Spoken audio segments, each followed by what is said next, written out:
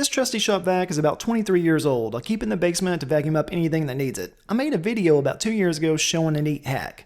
The hack is using a pull skimmer sock to cover the filter, which allows for easy cleaning. In this video, I used the setup for about 2 years and showed how easy it was to pull the sock off with 2 years worth of gunk and grime, unveiling a well-preserved filter. Unknowingly to me, when I let someone borrow this vacuum many years ago, they removed the dry filter and added a wet filter in order to clean out their pull lines. Thankfully for YouTube, I received a lot of comments letting me know this. So, now, let's get the right filter on and rehack this vac. This is after a couple years of very light use. I have a new rigid vac I use on my vehicles, so this one only gets used for very dirty jobs. The tricky part I found of having an old vac is trying to find the manual, identify the model number, and locating the old parts. I was finally able to identify the replacement filter part number, and lo and behold, Jeff Bezos had one in stock. It arrived 2 days later, and now it's time to get this old wet filter and skimmer sock off and install the new filter. Jeffrey's new filter set came with all the goodies: the dry filter, the locking cap, a few wet filters, and some paper disc filters, which I assume serve a similar purpose as our hack, but don't go on as well. I'll keep these as backups.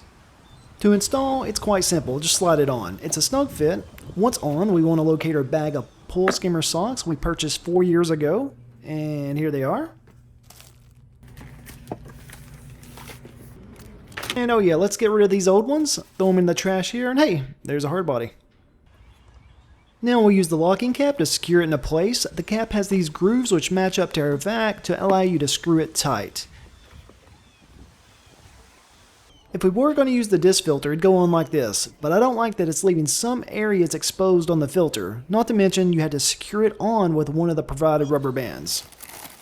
The pull skimmer sock looks too small at first, but they stretch over the filter perfectly. So perfect you cannot see any exposed areas on the filter. This makes for a satisfying reveal of a clean filter when you remove the sock a couple years later.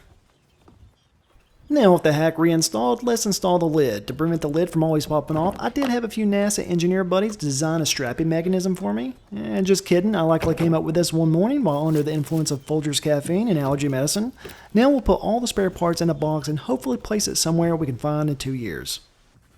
The vac hack is now up and running with the proper filter. I'll leave a link to the pull skimmer socks and filter in the description. If you enjoyed this video, hack that like button and think about subscribing, and I'll see you on the next one.